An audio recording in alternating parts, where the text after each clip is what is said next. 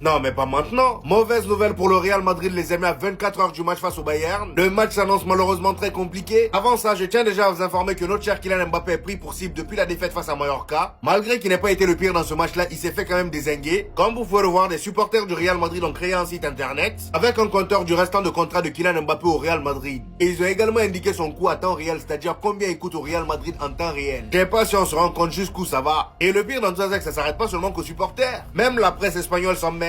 On a Thomas Roncero, chroniqueur chez le média AS, qui a pris la parole. Et lui n'est pas allé de même moite, il a fait un gros coup de gueule. Il dit: je pardonne souvent Kylian Mbappé ses défauts car il nous sauve de nombreux matchs. Mais les jours comme aujourd'hui, c'est-à-dire lors du match face à Mallorca, je ne le vois pas se rébeller. Je ne l'entends pas dire je suis là comme le faisait Cristiano Ronaldo. Cette histoire de qualité commence à m'agacer. Je ne sais pas si j'ai besoin d'autant de qualité au Real Madrid. Ce que je veux, ce sont des gagnants et le Real Madrid a besoin de gagnants. Ils doivent changer la moitié de l'effectif, croyez-moi. Voilà, c'est donc dans cette ambiance-là qu'on part jouer face au Bayern Munich. Et pour vous dire, aujourd'hui en conférence de presse pour le match de demain, on a senti la tension. Étant donné que la plupart des questions étaient tournées vers Kylian Mbappé, ils ont demandé à Arbeloa est-ce que Kylian Mbappé comprend ce que représente le Real Madrid. Et Arbeloa a tout simplement répondu: il comprend parfaitement ce que représente le Real. Son rêve était de jouer ici et le chemin qu'il a parcouru n'a pas été facile. Vous pourrez m'en parler après le match face au Bayern. Il est sûr de lui, hein. Et ils ont posé les mêmes questions à Vinicius, bien évidemment qu'il a défendu. Et maintenant vous allez me demander c'est quoi la mauvaise nouvelle. Tout simplement parce que Harry Kane est de retour. Voilà. Comme par hasard, la liste du groupe du Bayern est sortie aujourd'hui et il est bien dedans. Ça va Bardi.